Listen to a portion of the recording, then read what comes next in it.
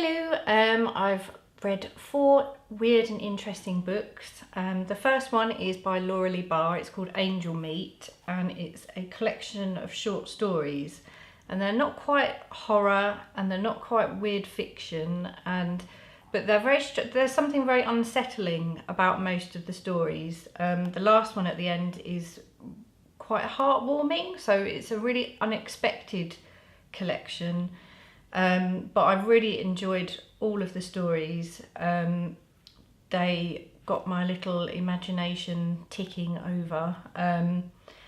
If you want to read something that you can't quite classify, but some of them are fairly dark, then I recommend Angel Meat collection by Lee Bahr. And the next one is by J Lambie, and it's called Carnival of the Flesh. I did a reading at the Big Green Bookshop in London, and I saw this on the shelves from kind of across the room, and there was just something about it. I wanted to read it. I had to. It's really pretty. Look at the cover and that.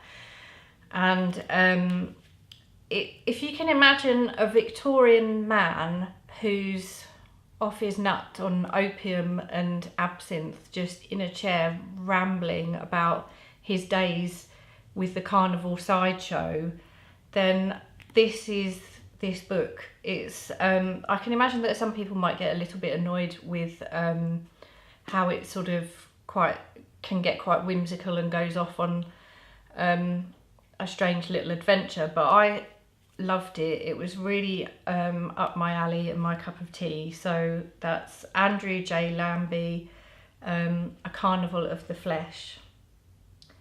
And the next one was called Robot God Hybrid Brain by Payne.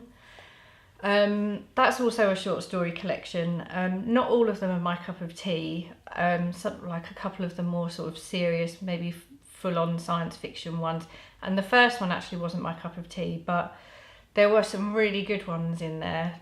For example, there was one about a dog who can write essays and fiction, and it slowly gets more and more sinister as it goes on. And there's another one about a scientist who creates a man who appreciates art, but he appreciates art just a bit too much. So yeah, I enjoyed that and I recommend it.